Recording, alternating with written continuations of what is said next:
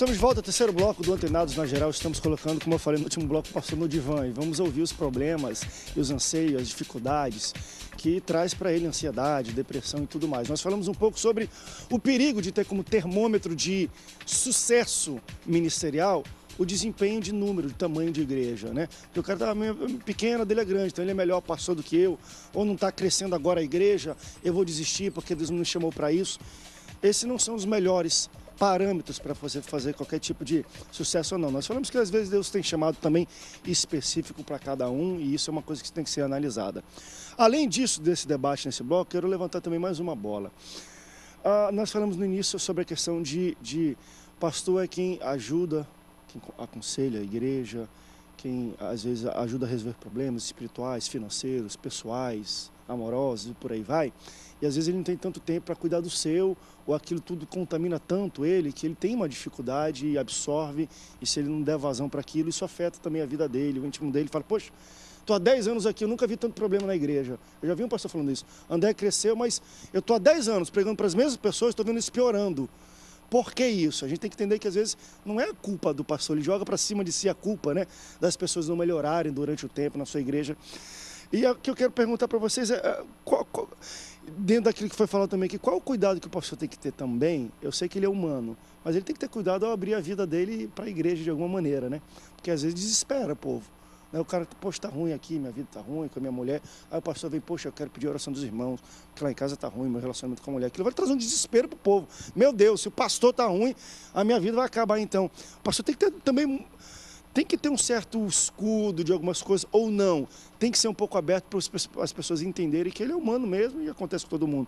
Como é que vocês entendem essa abertura que o pastor dá para da vida dele para os membros da igreja? Olha só, respondendo à pergunta anterior, eu acredito que a gente tem que ter uma percepção real da situação.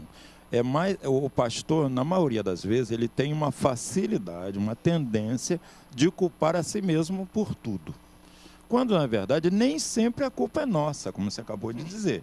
Às vezes, a culpa é do rebanho. Existe muito isso. O povo tem facilidade de tentar ter compromisso, mas comprometimento com a obra quase ninguém. Você vai pegar, a maioria das igrejas hoje, elas você vai fazer uma análise, você percebe o quê? De que 90% apenas assiste os cultos. É 10% que carrega o bonde nas costas. A carga mesmo, 10% só. Você tem lá 3 mil membros. Se você tiver 300 pessoas com as quais você pode contar, é muito. Porque a maioria só assiste, vão lá, só quer o cardápio pronto. É o tipo crente self-service. Ele só quer ir lá e pegar o que interessa para ele e depois, no domingo que vem, ele vai assistir culto em outro lugar. E aí, por falta de comprometimento, muitas das vezes o crescimento não acontece. Mas comprometimento do rebanho. Não adianta o pastor ficar limpando o banheiro que não vai resolver o problema dele, não. Agora, em relação ao que você perguntou por último agora, eu acho que o pastor tem que ter muita cautela em tudo que fala, principalmente quando se expõe. Porque ele é um ícone, ele é um modelo, é um paradigma a ser seguido. Então, à medida em que ele se expõe, se fragiliza demais, com certeza ele pode contaminar o próprio rebanho, por falta de sabedoria dele. Então, é por isso que eu recomendo o seguinte, o pastor devia ter uma mentoria, um grupo de pastores, um staff de amigos pessoais, com o qual ele pode conversar, em particular, no dia de folga pastoral, ele vai lá, encontra com alguém, fala assim, olha, pastor, existe dia de folga pastoral? Né? Não precisa, porque olha só, a esposa, tem muita esposa de pastor que está nos ouvindo agora, que está quase que pedindo divórcio, porque reconhece que o marido casou foi com a igreja, não com ela. E aí, filho de pastor que odeia ser filho de pastor, infelizmente, porque o pastor não tem folga, tudo é igreja. No dia, né, não tem uma folga, não tem um dia para ir na praia, não tem um dia para ir no shopping. E por culpa nossa, André, olha só. Isso de certa forma não traz também uma ansiedade para si, quando, por exemplo, a família não abraça o ministério? Não que ele dê tempo. Por exemplo, eu tenho um pai que cresceu dentro da igreja, mas a minha mãe e eu abracei tanto também que eu ia para a igreja junto, eu via. Assim, você vê quando a família do pastor abraça a igreja, ele tem muito mais facilidade nessas questões emocionais de casa do que talvez uma que a mulher ausente ou o filho ausente. É meio esquisito esse tipo de coisa, né? Eu quero falar depois um pouco da família e como a família envolve, mas ouvir um pouco dos pastores, como é que eles entendem essa questão de o pastor se culpar por coisas que não são culpa dele, e aí ele traz ansiedade. Poxa, eu estou há 10 anos aqui pastor dessa igreja e o pessoal parece que só piora. E essa situação mesmo também dele expor um pouco. Poxa, gente, orem por mim, eu estou passando pela situação. Até que ponto ele pode se expor? Nós abrimos várias lacunas até agora. Como eu falei, eu fico só ouvindo, aprendendo, observando e também formando uma opinião que eu tenho em cima de tudo isso. O pastor Edson falou em relação ao número de pessoas, o pastor fica triste quando não vê ovelha, ele quer pregar, quer ganhar uma para Jesus. Aí é aquilo que todos nós pastores temos, eu especialmente que eu sou evangelista. Então, o evangelista ele quer ver ímpio para se converter, o pastor quer ver o povo dele, os membros dele, as ovelhas dele, para ele pastorear e usar o púlpito para doutrinar, até discipular e até ensinar. Então, o pastor ele junta os 5 ministérios, né? O profeta não precisa de multidão, o profeta precisa de uma pessoa para profetizar, entendeu? O mestre já quer uma galera para ele ensinar, porque aquilo que ele tem no coração de ensinamento de Deus, ele quer passar para o maior número de pessoas. O pastor não precisa de muita gente para pastorear, porque muitas vezes o Senhor coloca aquelas ovelhas com muito carrapicho, você arranca, cata, deixa a ovelha limpinha, a ovelha vai lá fora na rua, quando volta, vem que nem cachorro, cheio de pulga, cheio de carrapato, e você tem que, então, isso é uma coisa estressante, entendeu? Para mim, que sou evangelista, é horrível, que eu quero público para ganhar almas. Deus me botou com multidões de 1.000 pessoas, 2.000 pessoas, 3.000 pessoas, mas a minha igreja é pequena. Então Deus está me ensinando, olha, você tem que aprender a cuidar do pouco, porque a hora que você aprender a cuidar do pouco, eu vou te colocar um dia sobre o muito. Eu penso assim. Mas, agora voltando ao que você falou. Tem pastores também que criam uma redoma de poder, de autossuficiência, de autovalorização. E quando ele sofre alguma coisa que é depreciativa, ele criou tanta fortaleza em si que ele fica sem graça de expor um problema. Aí ele acaba falando para aquele que é um amigo, mas o amigo tem um amigo, e isso acaba vendo uma fofoca, isso acaba trazendo uma imagem, no caso, depreciativa para o próprio ministro, e ele depois acaba ficando sem saber como vai ser essa situação. Mas como o pastor falou, nós somos sujeitos, ele também falou, como Elias, as mesmas paixões, aos mesmos sentimentos, nós somos carne, não tem jeito, por isso que essa carne aqui nunca vai se converter. Então, queridos, tem que parar essa coisa de achar que pastor é o super crente, é o super homem. Não, não. Muitas vezes, olha, só eu sei, quantas vezes eu subi ao altar para pregar e estava com um problema terrível, sem vontade de pregar, e Deus falou, não, vai que é tua, Tafarel, você vai pregar. Isso foi o Galvão Bueno, não foi Deus que falou, não. Foi o Galvão Bueno que falou isso. Não foi Deus, não. Entendeu? Mas é. Não confunda Deus com Galvão, hein? Não, mas é assim, mas você tem que subir e tem que verdade. E quantas vezes você está passando um problema de desafio de fé, como é o tema do programa, e você está num desafio de fé ali, e Deus vai lá e manda você pregar fé. Mas, Senhor, vai e prega. Entendeu? Então é difícil. Agora, nós temos uma coisa, né? Para a glória de Deus, que é o Espírito Santo que habita em nós. Ele é o consolador. Ele é o ajudador. Então, quantas e quantas vezes você está numa situação totalmente, ó, não é nem de derrota. Eu digo isso. Um dia desse eu vinha passando com o carro, o irmão colocou assim no vidro do carro.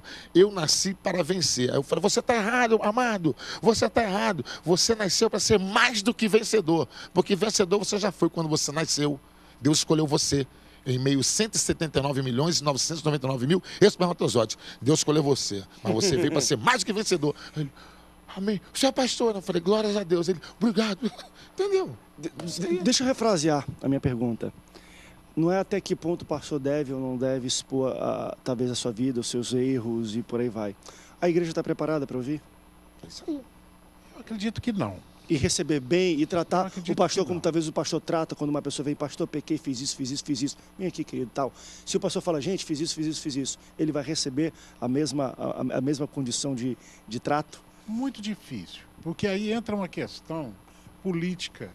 Às vezes o pastor está errado, mas ele tem um grupo em torno dele que tem voz ativa. São grupos de líderes que conseguem segurar uma situação adversa do pastor.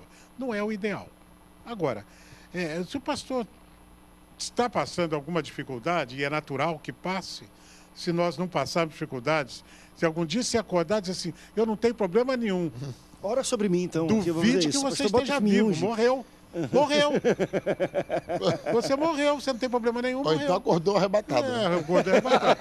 Então não tem disso. Agora, eu estou me lembrando aqui de João 21, quando Jesus tinha ressuscitado já e Pedro foi pescar. Vamos pescar. Acabou. Ele morreu. E Jesus apareceu.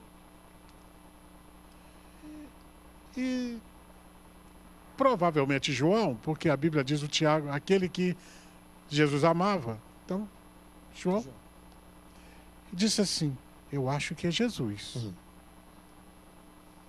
Aí Pedro, será? Não reconheceram. Discípulos de Jesus. Vamos tentar colocar os pastores nesse mesmo nível. Pedro desistiu do ministério. Perdeu a fé. E quando Jesus perguntou para ele 3 vezes, Pedro, amas-me? Mestre, eu amo. Então apacenta as minhas ovelhas. Ele perguntou 3 vezes. Porque ele conhecia o perfil psicológico de Pedro. A estrutura psicológica de Pedro. Deus conhece a minha estrutura e a dos colegas. Estrutura psicológica. Quais são as minhas imperfeições? Deus sabe. E sabe que dentro do ministério, aquilo vai evidenciar muitas vezes, vai comandar muitas vezes uma atitude. E o Espírito Santo vai nos ajudar. Por isso, pastores têm comportamentos diferentes. Porque eles têm estrutura psicológica diferente. Me permitam, uma vez um colega disse assim, pastor, deixei minha igreja. Isso foi numa terça-feira. Domingo eu cheguei lá, me chatearam muito, eu falei, fui. Larguei a Bíblia lá e fui embora. Eu falei, rapaz, você fez isso. O senhor não acha que eu estou certo? Eu falei, não me pergunta isso. Eu vou te fazer uma outra pergunta. Alguém falou para ele, vai que é tua Tafarel? Você estava pastoreando, apacentando as ovelhas de Jesus. Se ele te perguntar assim, onde você deixou minhas ovelhas? O que você vai responder? Ele, pastor, mas eu não aguentava. Mas você não tem que aguentar. Você tem que pedir o poder de Deus para aguentar. Você não vai aguentar mesmo. Nem eu, nem você, nem ninguém. Vamos para um rápido break, estourou aqui os minutos. Você viu que não é fácil a vida de pastor. Ele pode ter crise e ansiedades por causa de crescimento de igreja, por causa de conversões, porque às vezes ele não pode se expor bastante ou compartilhar com outra pessoa o que ele está passando, ou porque a sua família talvez não abrace o seu ministério como ele imaginasse que seria, ou como ele gostaria que seria. Então tudo isso pode causar crise, ansiedade e até depressão em alguns pastores. E nós estamos tratando, no último bloco nós vamos agora, vamos ver como pode resolver talvez algum desses problemas, ou isso cada um é de cada um com Deus. E eu vou perguntar para os pastores o seguinte, o que eles imaginam hoje que sejam os maiores problemas dos pastores? Eu falo um problema pessoal, de vida de pastor. Às vezes é falta de dinheiro, porque ele está vendo aqui um monte de gente na igreja, os filhos querem ter aquilo, querem viajar, ele não pode dar isso. Isso causa dificuldade para um pastor. O que hoje dá trabalho, dor de cabeça, ansiedade para um pastor? Vamos para um rápido break, daqui a pouco a gente volta para o último bloco. Não sai daí, Antenados volta já já.